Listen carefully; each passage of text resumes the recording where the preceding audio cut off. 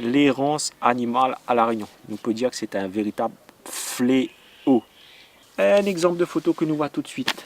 Un chien errant, mais alors dans un état de maigreur. Comment une affaire comme ça il peut être possible à l'île de La Réunion, se disant que les départements d'outre-mer développés? Alors, m'y comprend les gens qui appellent au secours pour ces animaux-là, parce que c'est pas beau, franchement. Donc là, nous voit bien qu'un animal a été abandonné dans la nature. Ben, regarde comment il devient après.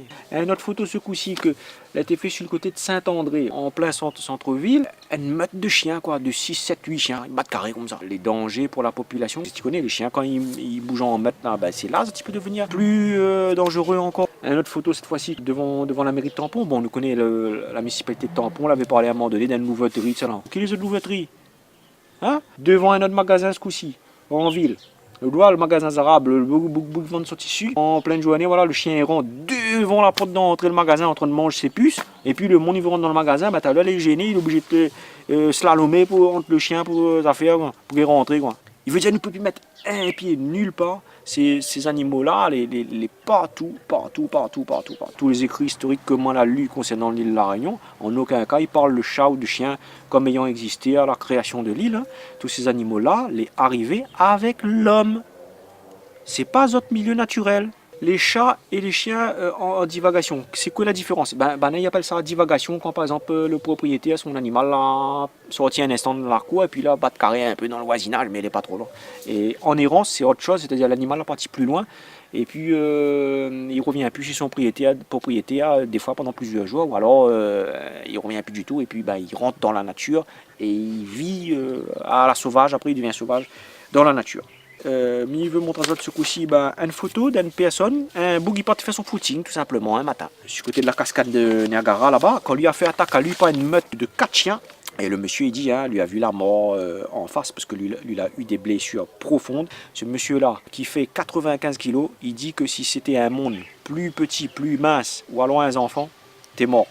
T'es fini. Les simples, quand on regarde les photos, nous voir les blessures sur ce bout-là, il est incroyable quoi. Et alors, figure-toi que parmi les 4 chiens que l'attaque le bouc, il y en a 2, c'était des chiens domestiques. Quand Banana il fait une enquête après pour voir à qui appartenait le chien, le propriétaire a été catastrophé et lui-même il était étonné, lui il n'a pas compris. Et ce que me rend moins compte, c'est que c'est le genre de cas de figure qui arrive souvent. C'est-à-dire un propriétaire, mon impression, lui n'a point conscience des nuisances et des problèmes qui peut causer son animal. Il ne rend pas compte. Sauf que là, quand il va une affaire grave, c'est là on dirait qu'il saisit d'un coup. Mais il voudrait interpeller les gens qui élèvent des chiens, pour dire ça. Mais comprend que cet animal, c'est autres doudou, c'est autres qui prend soin, machin, cet chien. Ça a tout à fait le droit. Mais un comportement que mes remarques arrive souvent, c'est que les gens ont toujours tendance à dire ce chien est gentil et il ne morde pas. Le moment de cette affaire, ce chien est toujours gentil avec les propriétaires, mais pas toujours avec les gens qui ne connaissent pas. Parce que le chien, il peut avoir un comportement sauvage, imprévisible. Le chien va vouloir peut-être marquer des fois son territoire devant chez lui ou un endroit où lui ça a une habitude d'aller. Et lui ne veut pas à ce moment-là qu'un autre monde y passe parce qu'il va considérer cette personne-là comme étant un étranger. Et là, il peut devenir dangereux. Il suffit simplement rouvre portail pour reculer l'auto pour sortir et où il y a un gros chien dans le cours, à ce moment-là on a un marmaille ou un monde, il passe à pied devant la porte. Quand on est dans l'auto, le chien il saute, en 2 secondes il les fait. La personne il fait attaquer dans le chemin. Pour bien une fois, moi il finit d'entendre des cas de figure comme ça. Quand ça va marcher sur un sentier avec le chien attache à lui, parce que c'est désagréable pour quelqu'un qui a envie de battre carré et de profiter de la nature aussi, d'avoir à un moment donné un chien qui saute sur lui. Ou même s'il ne sent pas ça dessus lui, pas attaque à lui, il vient, il sniffe à lui, il sent il fout son miso dessus lui. 5 minutes avant, ça se trouve, on était en train de lècher son trou du cul. Et après, il vient foutre le nez sur le monde. Mais désagréable. Tiens, cet animal en laisse. Tu dois tenir en laisse aussi d'ailleurs, voilà. Ah oui, il y a une affaire aussi, il me voulait dire là. Il y a un peu de monde, les comiques, qui habitent, admettons, dans un appartement, et puis le soir, ils sortent pour emmener le chien battre carré. Mais en fait, c'est pas vraiment une promenade, En fait, ils emmènent le chien pour aller chier devant la porte le monde. Oui, c'est-à-dire devant votre case là, devant votre porte là.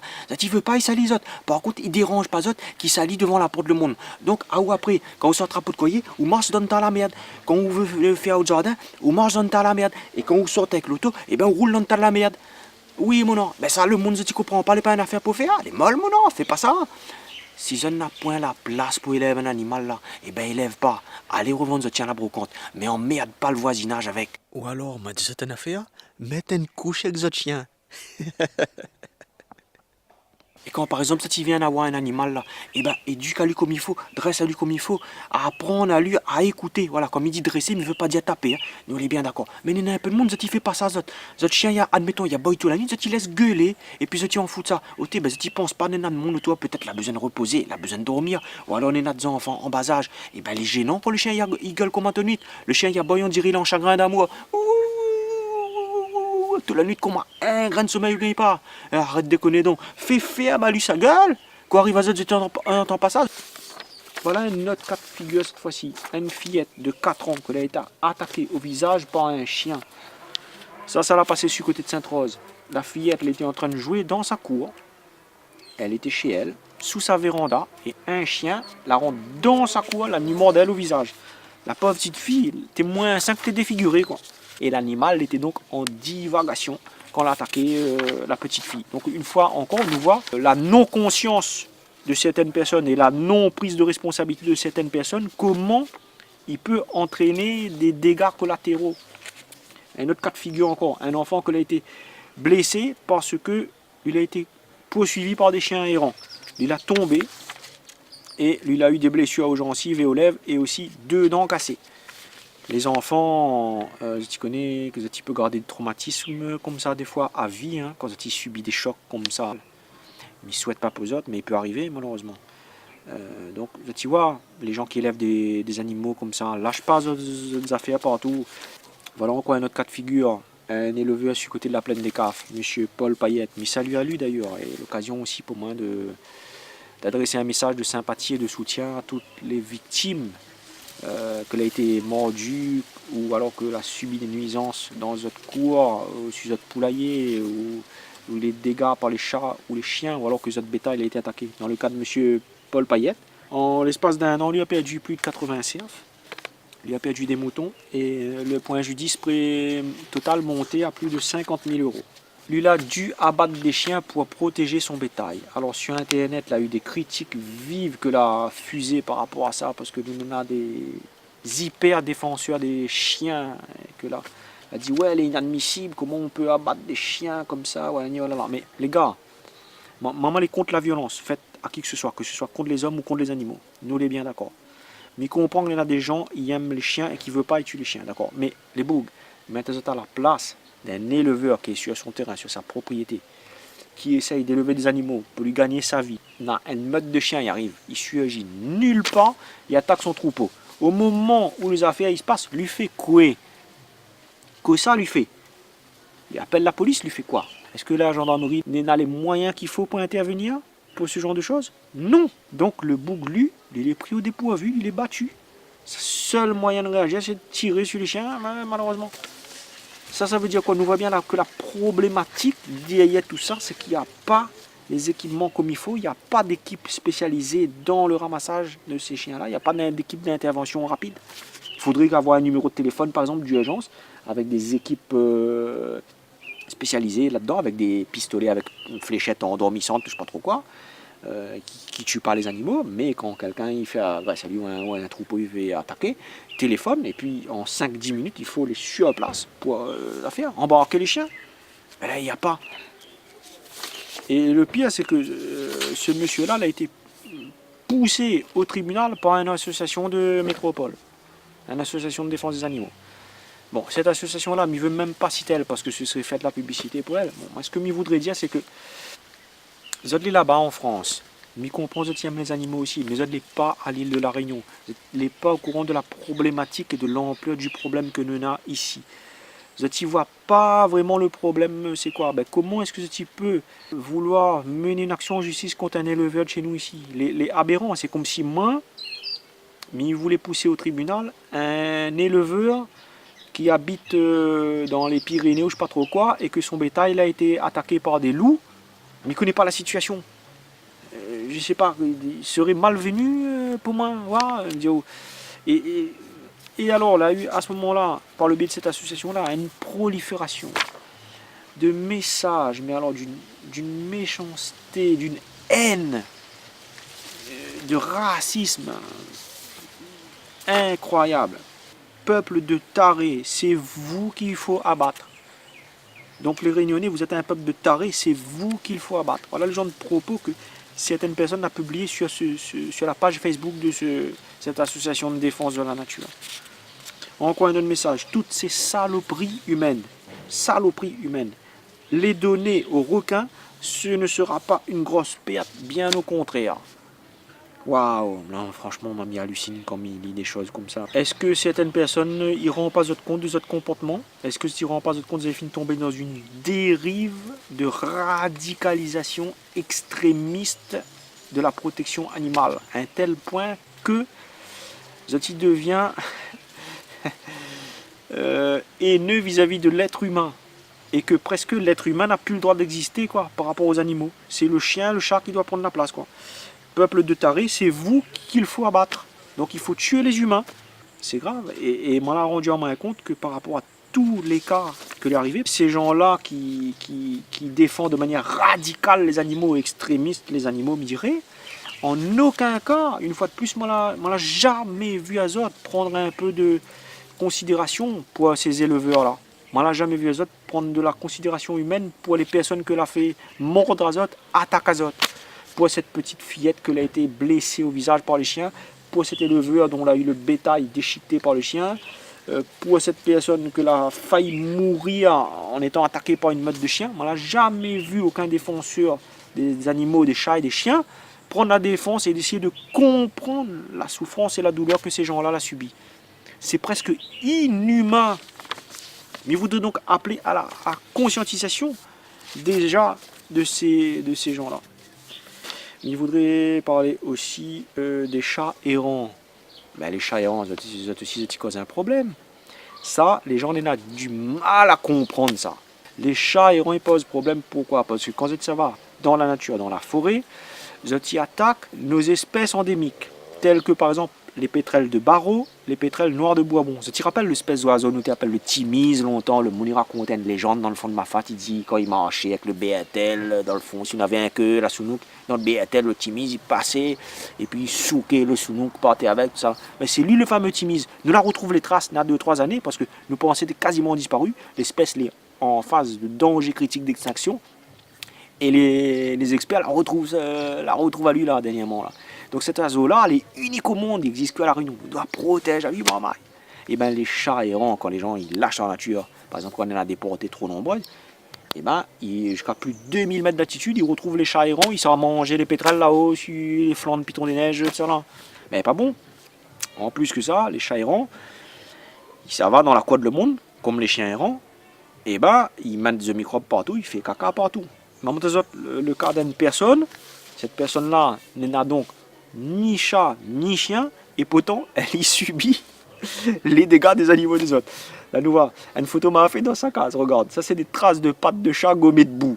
Donc le chat, elle a dit moi elle a surpris le chat que tu es fini de pisser, elle était en train de pisser une fois sur son frigidaire, elle a resurpris une autre fois le chat que tu l'avais sauté en l'air sur sa gazinière dans ses marmites. Qui vient dédommager elle pour les salissures faites dans sa case? Qui vient repeindre son mur? Est-ce que c'est les gens autour? Est-ce que vous allez au courant des nuisances que d'autres animaux, d'autres chats, on la laisse sortir la partie chez le monde? Mais il peut même monter une photo de puce m'a retrouvé dans la case de cette personne-là. Et cette personne-là n'a point de chat, point de chien. Maintenant, on l'a vu dans la case. Il monte des photos, elle a été faite dehors, dans la cour, dans le jardin. Cette personne-là, il ne peut plus mettre un pied nulle part. Partout dans la cour, dans son jardin, c'est les calfeutrés tas de merde partout. Et dis-moi, il gagne plus planter un pied de salade, ni un pied de haricots. Le moins de affaires aux plantes, le chat, il vient, il fouille caca dedans, il va foutre les grains de haricots dehors. Le gazon, partout, on peut plus étendre un linge proprement, on a fait comme on marche partout, ou mettre au pied dans des tas de diarrhées de chat. Les dégueulasses. Les chats, les porteurs de microbes dangereux. Comme il dit dangereux, mais on entend par là qui peut être potentiellement mortel. Les simples, tu n'y crois pas? Tapez sur internet, sur Google, maladies transmises par les chats. Vous allez voir, hein? Il y a des maladies, vous allez voir, les hallucinants, il y a des maladies graves. Mais il pourrait parler de plusieurs autres personnes, hein, mais il connaît que nana un maman dans ma famille. Hein. Il a été griffé par un chat à la joue et il lui a eu une espèce de panarie ou eczéma sur sa joue. Pendant plusieurs mois, il ne guérissait plus. Les médecins ne comprenaient même pas les affaires. Il n'y avait pas de médicaments, il ne gagnait pas à guérir. Par rapport au microbe, le chat il a gagné, il devait être dans la griffe. Et puis, une cousine à moi, elle est partie un jour rendre visite à sa fille et puis elle a voulu simplement caresser le chat. Le chat, c'est pas ce jour-là, il voulait pas, il touche, allez, il a mordu un petit peu au poignet, comment. Ah, t'es pas grave, hein, t'es en affaire, vraiment une petite blessure légère. Elle a pris 2-3 petits médicaments, elle a chez elle, elle a soigné elle un petit peu comme elle-même. Dans le courant de la nuit, son bras là, commence à enfler, son poignet commence à enfler. Le lendemain matin, elle a quoi, docteur? Quand elle arrive, docteur, le docteur a dit, elle, madame, vous savez quoi? Vous seriez venu quelques heures plus tard, il aurait fallu qu'on vous ampute du bras.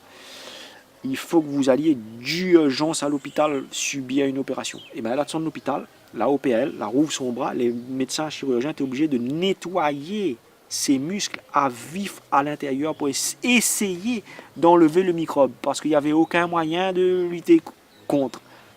Suite à ça, cette personne-là, elle a été obligée de faire plusieurs mois de rééducation comme une personne qui subit un traumatisme après un accident ou qui vient un handicap, quoi.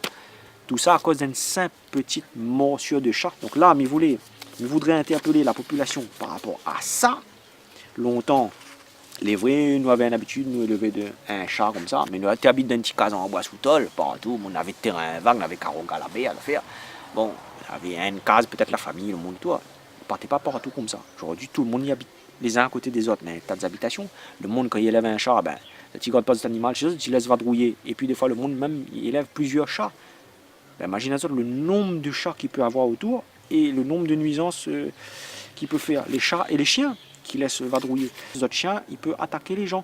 Les autres chiens, ils sortent la nuit des autres cases, ils savent attaquer les poulaillers. Il y a des gens, il y en a des poulaillers, il y a des gens qui aiment bien les oiseaux, il y en a des volières, etc. Les oiseaux, ils peuvent être attaqués soit par les chats, soit par les chiens. Donc tu vois bien, donc les chats aussi, tout comme les chiens, ils peuvent causer des nuisances sur le voisinage. Ça, mais je pense qu'il faut que vraiment les gens ils prennent conscience de ça. Les gens, ils doivent apprendre à élever cet animal correctement. Moi, je connais quelqu'un, par exemple, qui a un chat. Moi, n'aurais jamais dit qu'un chat, il peut dresser. Pour autant, oui, figure-toi, parce que son chat, lui, il a la journée. Donc, son chat, il est avec lui dans sa case. Lui défendre son chat de sortir. Son chat a tout ce qu'il faut dans la maison pour faire ses besoins. Machin, il est occupé comme il faut. Hein. Quand lui doit sortir de chez lui, il ferme la case, le chat, il reste dedans. Et quand lui sort un instant dans la cour, le chat, il vient battre un petit peu carré dans la cour, tout ça là. Mais quand lui voit son chat, il veut aller de l'autre côté là-bas chez le voisin, lui appelle son chat, lui dit non, non, non, viens ici, machin. Voilà. Donc lui occupe de son chat comme il faut, lui défend d'aller. Et il a un seul chat déjà, il a 0,50, il a fait stériliser son chat. Voilà. Là, moi, d'accord. Là, il dit bravo. Voilà, c'est quelqu'un de consciencieux qui sait élever un animal, qui ne laisse pas aller vadrouiller partout. Mais si vous élève 2-3 chats et puis le chat il sort battre carré partout, comment il sort dans le monde? Vous ne pensez pas tout ça? Mais ça, les gens, ils prennent conscience de ça. Voilà une image qui représente la vitesse de prolifération des chats lorsque les chats les pas stérilisés. Nous voyons qu'à partir de la première année, à partir d'un premier couple de chats qui donne donc 3 portées, il peut y avoir une possibilité de 12 chatons. La deuxième année, c'est 12 chats que la reproduit en zot. Il donne une possibilité de 144 chats. Au bout de la troisième année, 1728 chats. Et au bout de la quatrième année, 20 000 chats. Les colossales. Concernant l'errance animale, nous peut parler aussi des NAC. NAC, c'est-à-dire les nouveaux animaux de compagnie. Tout ça qu'ils trouvent ces derniers temps dans les animaleries, là. Les serpents, les iguanes, etc. Mais un peu de monde y achète. Et après, ils tirent dans la nature. Ou alors les animaux l'échapper parce qu'ils avaient un défaut de le parc ou il manquait de surveillance. Il faut faire attention à ça parce qu'il peut causer préjudice à notre biotope, à nous, que les endémiques. Par exemple, il y a certaines personnes aussi qui font de l'aquariophilie, que c'est des passionnés des poissons, etc. Et il y a quelques mois de ça, il y a une personne a rejeté des crevettes dans une rivière à La Réunion. Elle n'est pas bon. Si vous veut plus, donne à quelqu'un, va faire toujours plaisir à quelqu'un. Ou alors, revend un petit prix à d'autres personnes que les passionnés comme vous, d'aquariophilie, ou des oiseaux, etc., des reptiles, je ne connais pas. Mais relâche jamais un animal dans la nature. Il ne faut jamais faire ça. Mais il peut prendre un exemple d'un animal, on va dire qu'il était en errance animale et que l'a envahi aujourd'hui la Réunion, le merle Maurice. Eh oui, à la base, à ce qui paraît, c'était quelqu'un, un collectionneur dans les années 70 qui habitait sur le côté de Saint-Joseph ou de Saint-Philippe, que n'aurait eu un couple de mets Maurice que n'aurait échappé lors d'un cyclone par rapport à sa cage a été cassée ou la porte l'a ouverte, elle ne connaît pas, et l'a sortie. Et c'est depuis ce premier couple de mets Maurice là que la partie dans la forêt réunionnaise l'a envahi à nous partout au bout d'une dizaine ou d'une vingtaine d'années après. Je t'y vois bien le problème face auquel nous sommes aujourd'hui. Donc voilà un exemple d'une espèce errante, comment il peut causer préjudice à un biotope. Et un peu des autres, les dégâts que le méal Maurice il fait dans nos forêts et aussi dans nos jardins, les colossales. Là, par exemple, tu vois l'endroit où on s'est mis là, c'est un petit endroit, on a quand même pas mal de plantes, etc. Et bien, moi, il finit de prendre le temps d'observer les dégâts que le méal Maurice il fait, mais il mange tout. Il mange tout, n'a quasiment plus aucun insecte, quoi. Les gens, ils ne rendent pas compte de ça. Il y a un peu de monde même à se dire, non, on n'a point d'espèces invasives à La Réunion. Les gars, à un moment donné, arrête de planer, oui. Et tous ces organismes-là qui existent spécialisés là-dedans, alors, tels que Natura Océan Indien, Espèces invasives.re, la FDG, dont, etc. Tous ces organismes-là, c'est pour faire figuration, alors. Non, vous allez spécialiser dans la lutte contre les espèces invasives parce que nous les envahis avec. Mon rapport à l'azote du fléau de l'errance animale à La Réunion, même si ce n'est pas mon rôle puisque je n'ai pas un élu politique, je n'ai qu'un artiste qui fait de la sensibilisation, je vais essayer quand même de donner des idées, des solutions éventuelles. Voilà. Alors selon moi, je pense qu'il faudrait faire, ce serait en premier temps un puçage obligatoire de tout le banc d'animaux. Parce que nous rendons compte que dans le banc d'animalerie, tout ça là, on a beaucoup de nouveaux animaux, me dirait les arrivées. Les gens qui achètent ça, ils sont pas forcément habitués avec ces animaux-là. Ils ne connaissent pas comment occuper, comment élever, etc. Et après, il peut arriver que ils lâchent dans la nature, ou alors ils n'ont pas l'équipement comme il faut, ils ont la manque de vigilance et l'animal échappe. Et il faut qu'ils puissent identifier. Si nous peut identifier les animaux, on va pouvoir remonter jusqu'au propriétaire et il va y avoir une traçabilité. Voilà, les gens ne pourront plus dire « Ah non, t'as pas main, il n'y connaît pas ». Il faudrait que les pouvoirs publics mettent en place un système comme ils l'ont mis en place pour la stérilisation, qui est très bien, puisque les gens peuvent faire stériliser gratuitement les animaux. Bon, renseigne azote par le biais de la mairie, tout ça là, mais je crois qu'il fait par le biais de la TCECO, etc. et compagnie, les gratuits. Il faudrait mettre aussi un puçage obligatoire pour tout animal vendu. C'est-à-dire, par exemple, pour acheter un animal dans une animalerie, où il y en a un délai, admettons, d'une semaine ou de 15 jours, pour emmener chez le vétérinaire, pour faire pucer. Si vous ne l'avez pas fait, on a une sanction, une contravention. Voilà. Deuxièmement, créer plusieurs brigades de capture des animaux errants dans chaque ville. Pour une meilleure efficacité, il faut avoir donc plusieurs équipes opérationnelles en même temps et à des endroits différents. Oui, parce que par exemple, quand on voit un éleveur, son cheptel est en train d'être attaqué, il faut qu'on ait des brigades les capables d'intervenir rapidement avec un numéro de téléphone, un numéro vert par exemple. Pourquoi pas mettre en place un numéro vert que vous pouvez appeler une brigade que les dans votre secteur, et en 10 minutes, 5-10 minutes, la brigade est là, et intervient avec des pistolets, fléchettes endormissantes, admettons, pour endormir le chien, et puis il récupère les animaux. Et là, on va pouvoir résoudre le problème, et l'éleveur sera plus conduit, forcé à devoir abattre les chiens errants, puisqu'il y aura une solution. Donc, après que ces animaux-là aient été capturés, il faudrait donc créer davantage de lieux où ramener les animaux capturés. Voilà. Ces espèces de grands hangars ou des espaces qui doivent être assez grands, équipés en fonction et avec des professionnels compétents, tels que par exemple des vétérinaires, des soigneurs, etc. Chaque animal doit avoir une fiche d'identification, c'est-à-dire date d'arrivée, maladie éventuelle, les soins apportés, etc. Pour que on ait une traçabilité. Il faudrait aussi créer des réseaux ensuite de redispatchage du banc des animaux. C'est-à-dire, les fins à ramasser les animaux, il emmène dans un local, il prend soin de lui, il occupe de lui, il vaccine à lui, machin, il nourrit à lui. Et ensuite, créer un réseau de redispatchage en faisant de la communication pour la population pour dire, voilà, à tel ou tel endroit, les gens qui veulent avoir un animal de compagnie, un chat ou un chien ou alors un arc, il peut être un arc aussi, un iguane, ne fait comment que la récupérer, il peut venir récupérer, soit gratuitement ou alors à une somme modique. Si, admettons, toutes les opérations de ramassage et les soins ils coûtent cher, pour nourrir les animaux de cela qu'on est entretenu dans les hangars, les vétérinaires, il faut payer. Les brigades qui sont ramassées les chiens, il faut les payer. Si, admettons, on n'a pas la possibilité de donner les animaux, vendre, je sais pas, 5-10 euros un animal. Et les gens qui aiment les animaux, qui veulent avoir un animal de compagnie, pouvoir récupérer auprès de ces endroits-là. Voilà. Au-delà d'une certaine date, bien sûr, comme nous avons une telle prolifération animale à La Réunion, l'ampleur est tellement grande qu'il ne pourra pas avoir un hangar qui contient 500 000 chats et chiens. Ça ne va pas être possible. À un moment donné, il va être saturé. Donc, il va falloir malheureusement, si nous la laissé un délai de 7 jours ou 15 jours ou un mois pour que des gens éventuellement ils viennent récupérer les animaux, mais les pas venus, au-delà d'une certaine date, on n'aura point d'autre choix, hélas, que d'euthanasier.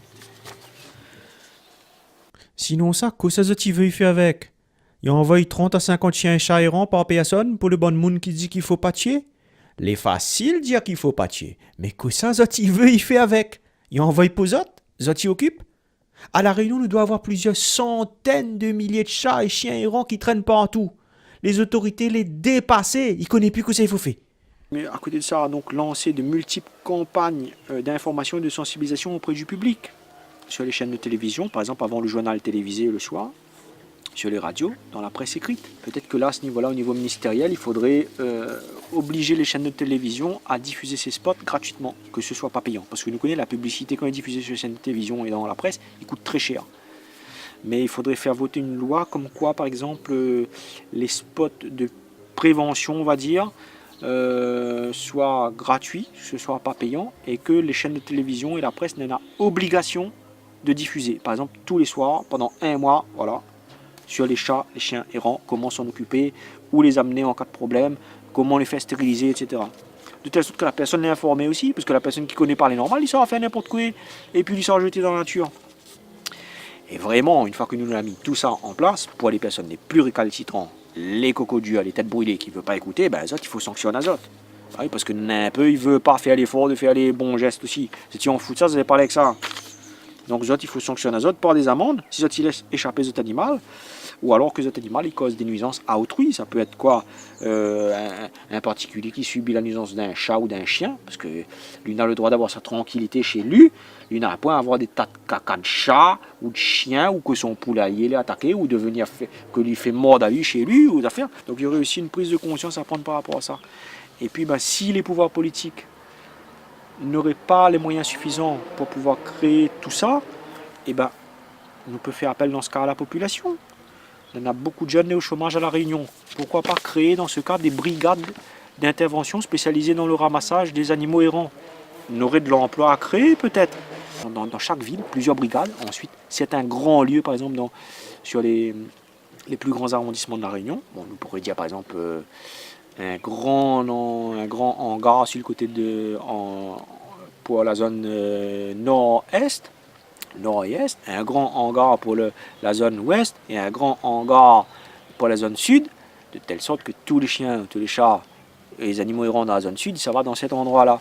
Les endroits de chiens et chats ramassés dans la région ouest, ça va dans cet endroit-là. Ça le nord et ça va là-bas. Voilà, avec des particuliers qui peuvent monter une société pour se spécialiser dans le ramassage de ces animaux errants-là. On aurait de l'emploi à créer et ce serait vraiment quelque chose d'utile parce que nous les pris face à un problème sérieux. Ah ouais, là vraiment, là, les graves, les plus possibles. Il va falloir trouver des solutions, vraiment. Donc l'appel est lancé.